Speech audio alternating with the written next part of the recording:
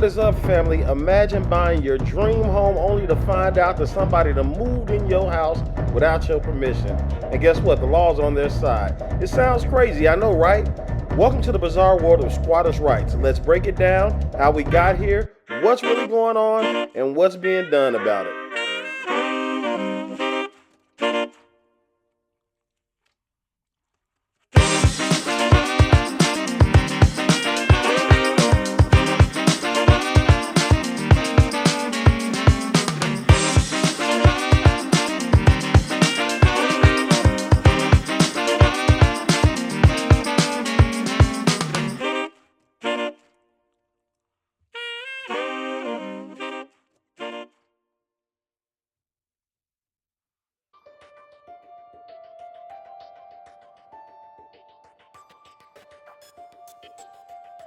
Home just days before it was supposed to be sold. Our Chase Howell spoke with a family who says the situation has been heartbreaking.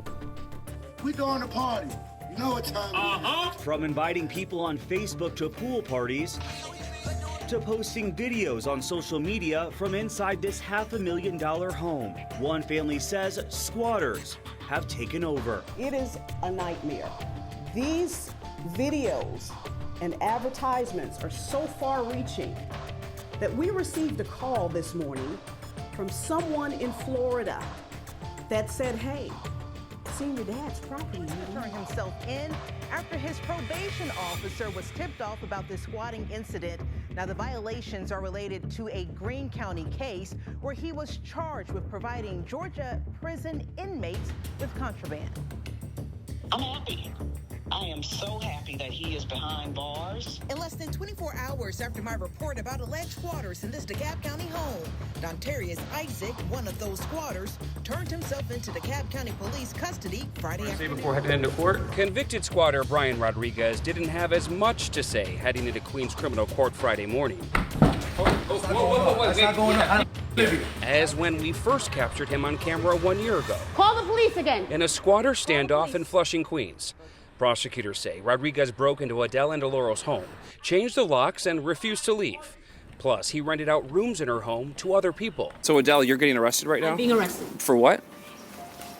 For being in my own home. Police took her away in handcuffs for changing the locks on a tenant, which he never was, only claimed to be. I couldn't possibly watch someone take away everything my parents worked for. When the Queens district attorney saw our investigation, she dropped the charges against Adele and filed criminal charges against Rodriguez. I don't think we'd be here had you guys not been.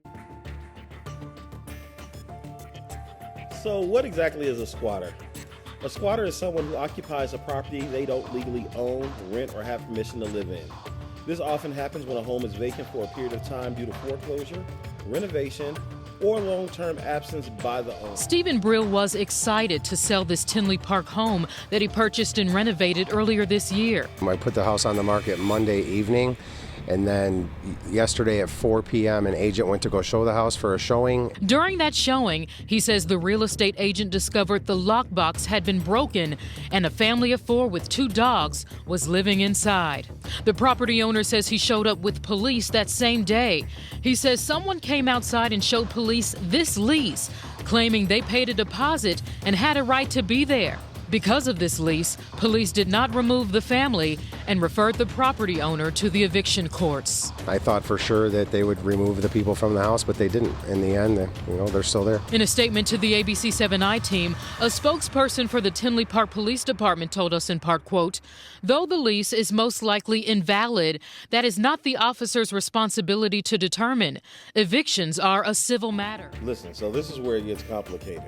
If the squatter stays long enough and the homeowner doesn't act, the squatter can legally claim rights to that property through a process called adverse possession.